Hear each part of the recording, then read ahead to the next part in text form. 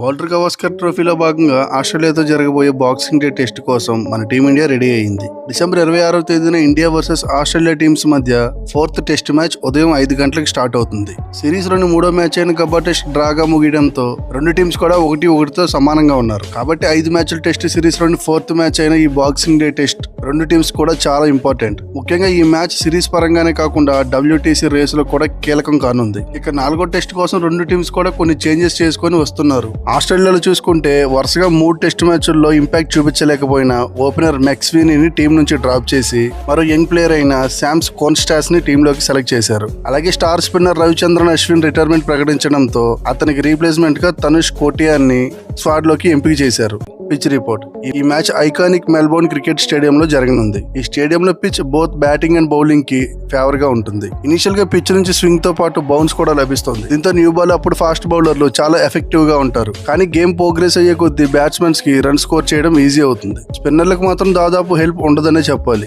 ఇప్పటి వరకు చూసుకుంటే ఈ గ్రౌండ్ లో 117 టెస్ట్ మ్యాచ్లు జరిగాయి. అందులో ఫస్ట్ బ్యాటింగ్ చేసిన టీం 57 సార్లు గెలిస్తే సెకండ్ బ్యాటింగ్ చేసిన టీం 42 సార్లు గెలిచింది. 18 మ్యాచ్లు డ్రాగా ముగిశాయి. ఇక్కడ average first innings score 308 runs గా ఉంది. కనీసం 400+ స్కోర్ చేస్తేనే ఫస్ట్ బ్యాటింగ్ చేసిన టీం కి అడ్వాంటేజ్ ఉంటుంది. ఫైనల్ గా స్టాట్స్ పరంగా చూసుకుంటే టాస్ గెలిచిన టీం ఫస్ట్ బ్యాటింగ్ చేయడానికి ఎక్కువ అవకాశం ఉంది. ఇప్పుడు రెండు టీమ్స్ యొక్క హెడ్ టు హెడ్ స్టాట్స్ ఎలా ఉన్నాయో చూద్దాం. ఇప్పటి వరకు ఈ రెండు టీమ్స్ టెస్టుల్లో 110 సార్లు తలపడ్డాయి. అందులో ఆసీస్ టీం 46 సార్లు గెలిస్తే మన టీమిండియా 33 సార్లు గెలిచింది. 30 మ్యాచ్లు డ్రాగా ముగిశాయి. స్టాట్స్ పరంగా చూసుకుంటే ఆస్ట్రేలియా టీం కి స్లైట్ గా ఎడ్జ్ కనిపిస్తుంది. రెండు టీమ్స్ యొక్క ప్లేయింగ్ 11 ఎలా ఉండబోతుందో చూద్దాం. ఇండియా ప్లేయింగ్ 11: ఓపెనర్లుగా కేఎల్ రాహుల్, యశస్వి జైస్వాల్ బరిలో దిగుతారు. ఆ తర్వాత నంబర్ 3లో శుభ్మన్ గిల్, నంబర్ 4లో విరాట్ కోహ్లీ, నంబర్ 5లో రిషబ్ పంత్, నంబర్ 6లో రోహిత్ శర్మ, నంబర్ 7లో రవీంద్ర జడేజా, నంబర్ 8లో నితీష్ కుమార్ రెడ్డి, నంబర్ 9లో ఆకాష్ దీప్, నంబర్ 10లో జస్ప్రీత్ బుమ్రా అండ్ నంబర్ 11లో మహమ్మద్ సిరాజ్ బరిలో దిగుతారు.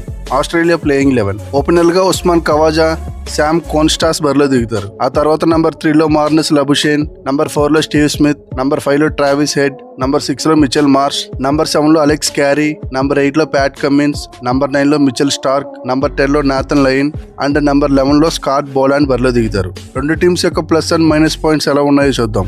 టీమిండియాలో చూస్తే ఓపెనర్ రాహుల్ డీసెంట్ ఫామ్ లో ఉన్నాడు. కానీ మరో ఓపెనర్ జైస్వాల్ మాత్రం వరుసగా 2 మ్యాచ్ల్లో కూడా ఫెయిల్ అయ్యాడు. శుభ్మన్ గిల్ నుండి కూడా బెటర్ పర్ఫార్మెన్స్ ఇంకా రాలేదు. ఇక కోహ్లీ కూడా లాస్ట్ 2 టెస్ట్ మ్యాచ్ల్లో దారుణంగా ఫెయిల్ అయ్యాడు. పంత్ కాన్ఫిడెంట్ గా బ్యాటింగ్ చేస్తున్నప్పటికీ వచ్చిన స్టార్ట్ ని బిగ్ స్కోర్ గా కన్వర్ట్ చేయలేకపోతున్నాడు. ఇక టీమిండియాకి captain Rohit Sharma form series లో పెద్ద మైనస్ గా మారింది. లాస్ట్ మ్యాచ్ లో జడేజా ఇంపార్టెంట్ నాక్ తో ఆకట్టుకున్నాడు. ఇక బౌలింగ్ లో బుమ్రా అయితే పీక్ ఫామ్ లో ఉన్నాడు. సిరాజ్ అండ్ ఆకాష్ దీప్ కూడా రాణిస్తున్నారు. ఇక ఆస్ట్రేలియా టీం చూసుకుంటే టీంలో ఓపెనర్ల సమస్య కొనసాగుతుంది. ఇక బ్యాటింగ్ లో లబుషేన్ సూపర్ ఫామ్ లో ఉండగా లాస్ట్ మ్యాచ్ లో సెంచరీతో స్మిత్ కూడా తిరిగి ఫామ్ లోకి వచ్చాడు. ఇక ట్రావిస్ హెడ్ అయితే కెరీర్ లోనే బెస్ట్ ఫామ్ తో దూసుకుపోతున్నాడు. ఫినిషర్ గా క్యారీ కూడా పర్వాలేదనిపిస్తున్నాడు. కానీ మిచెల్ మార్ష్ మాత్రం అంత మంచి టచ్ లో లేడని చెప్పాలి. ఇక బౌలింగ్ లో చూసుకుంటే స్టార్క్ అండ్ కమిన్స్ ఎక్సలెంట్ గా పర్ఫామ్ చేస్తున్నారు. హ్యాజల్వుడ్ దూరం అవడం ఆసీస్ కి కొంతవరకు మైనస్ అని చెప్పాలి. ఓవరాల్ గా ప్రీవియస్ స్టాట్స్ పరంగా చూసుకున్నా, రీసెంట్ పర్ఫార్మెన్స్ బట్టి చూసుకున్నా ఆస్ట్రేలియా టీం కి బాగా ఎడ్జ్ కనిపిస్తుంది. కానీ టీం కాంబినేషన్ బట్టి చూస్తే మాత్రం